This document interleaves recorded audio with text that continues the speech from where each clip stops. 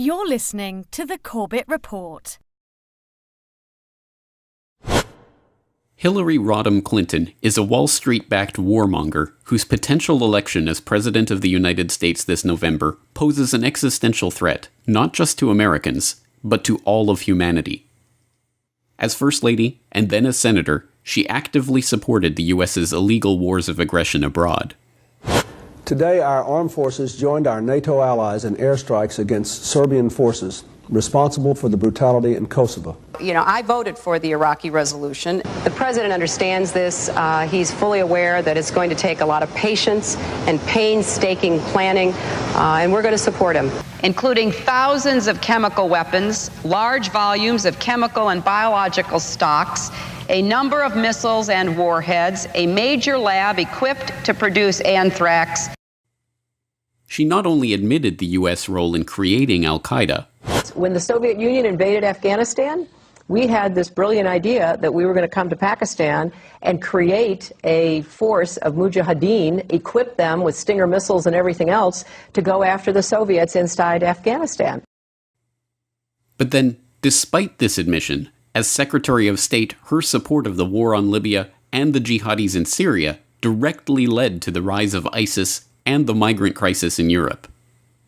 The transition to democracy in Syria has begun, and it's time for Assad to get out of the way. President Assad is not indispensable, and we have absolutely nothing invested in him remaining in power. I think that based on definitions of war criminal and crimes against humanity, there would be an argument to be made that he would fit into that category.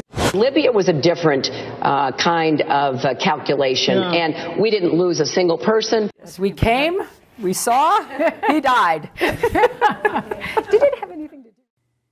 She was the one who announced the U.S.'s so-called Asia-Pacific pivot that has seen more U.S. military forces being placed in the Asia-Pacific as a direct military threat to China. And we look to the Asia-Pacific region, as we have for many decades, as an area where the United States is uniquely positioned to play a major role. The United States is not ceding the Pacific to anyone. And she has stated in no uncertain terms that Russia and Iran will be militarily targeted in a Clinton presidency, and that the nuclear option is, as always, on the table. And we will make sure the Iranians and the world understand that the United States will act decisively if necessary, including taking military action. There will have to be consequences for any violation by Iran, and that the nuclear option should not at all be taken off the table. That has been my position consistently. And Russia has to support the international community's efforts sincerely or be held to account.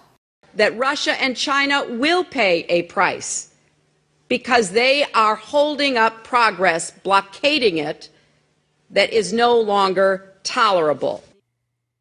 And unlike her many, many political statements of convenience that are merely a reflection of whatever is most politically acceptable at the moment.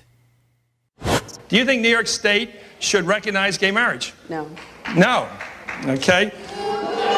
I support marriage for lesbian and gay couples. I represented Wall Street as a senator from New York, and I went to Wall Street in December of 2007, before the big crash that we had, and I basically said, cut it out. Quit foreclosing on homes. Quit engaging in these kinds of speculative behaviors. Now, who's exactly to blame for the housing crisis? I think there's plenty of blame to go around. Home buyers who paid extra fees to avoid documenting their income should have known they were getting in over their heads. I take a backseat to no one when you look at my record and standing up and fighting for progressive values. I get accused of being kind of moderate and center. I plead guilty. We went through a thorough process to identify all of my work-related emails. The lawyers doing the sorting for Secretary Clinton in 2014 did not individually read the content of all of her emails, so that the emails were immediately captured and preserved. There was no archiving at all of her emails. We can be assured that these threats of potential nuclear world war by Clinton are not idle threats. a future Clinton president would be assured of a like mind in the new Prime Minister in the UK, who has stated in no uncertain terms that she is willing to launch a nuclear strike that would kill hundreds of thousands. Let me congratulate the Prime Minister on her new role. But can we cut to the chase? Is she personally prepared to authorise a nuclear strike that could kill 100,000 innocent men, women and children? Yes. And I have to say to the honourable gentleman, the whole point of a deterrent is that our enemies need to know that we would be prepared to use it.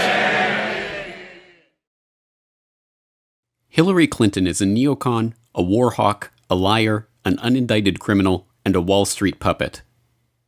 Why is it, then, that those on the so-called progressive left, who would be warning against her if she had an R next to her name, are instead lecturing other leftists that it is now their duty to fall in line and help her get elected?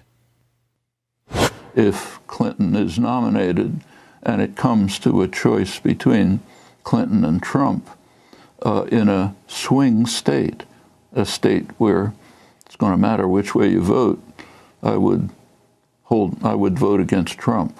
And by elementary arithmetic, that means you hold your nose and you vote Democrat. I don't think there's any other rational choice.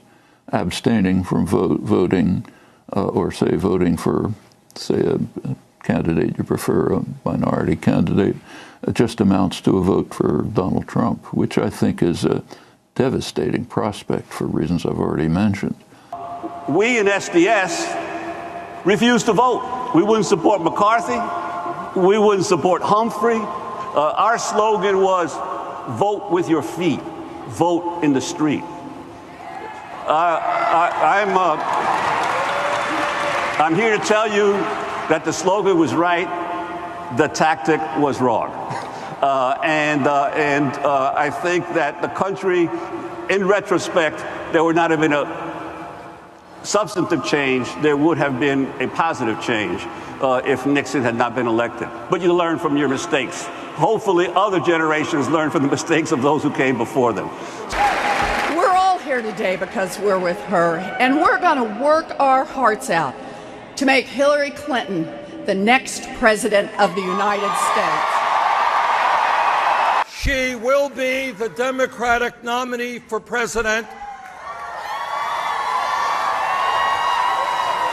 And I intend to do everything I can to make certain she will be the next president of the United States. The message here is as clear as it is predictable and disappointing. Once again, those with the influence to shape these events and ignite a genuine protest movement against Hillary's coronation at the Democratic National Convention are falling back into their roles as partisan ideologues, advocating for their candidate over the other side, taking the two-party system as a fait accompli and complicity with that system as the only way forward. But as Michelle Chossudovsky of globalresearch.ca points out, this election is fundamentally different. This time, the fate of the world hangs in the balance. In so many words, Hillary Clinton's foreign policy stance is, quote unquote, to blow up the planet. She has made statements to the effect that a first strike nuclear attack against Russia or Iran is on the table, so that if she is in the White House, she could in fact unleash the unspoken, which is World War III. I think this is something we have to address, both in terms of analysis, but in terms of political choice, so that anybody who wants to blow up the planet is not progressive. Secondly, she has a criminal record, not only in regards to the email scandal, but also in relation to the Clinton Foundation, which is involved in fraud, money laundering, political cronyism, etc. It is amply documented. So that, in effect, the choice for the American people is to elect a war criminal. Too many people become attached to the personality of these political personas, or fixated on the D or the R after their name. This clouds their judgment and stops them from seeing their policies and agenda for what they really are. As Diana Johnstone, author of Queen of Chaos, The Misadventures of Hillary Clinton, points out, Hillary is best understood not as a person, but as the instrument for the think tanks, Wall Street financiers, and other connected insiders who want to embroil the United States in more illegal wars and plunder the country and its people even further.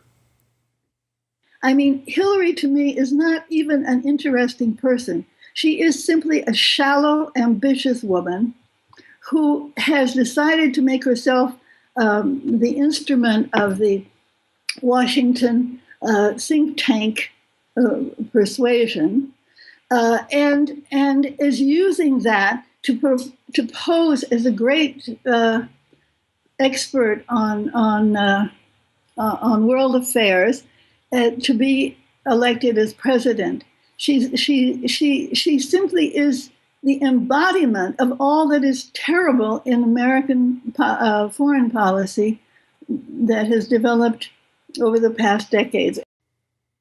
It is no hyperbole to say that the election of Hillary Clinton as president this November would be one of the greatest tragedies in the history of the United States, and perhaps the world. It is incumbent on people of all stripes, American and non-American, Republican and Democrat, progressive and libertarian, anarchists, and those who have never thought about politics a day in their life, to protest her nomination at the Democratic National Convention, work against her campaign for president, and avert the nuclear nightmare that is now coming into view.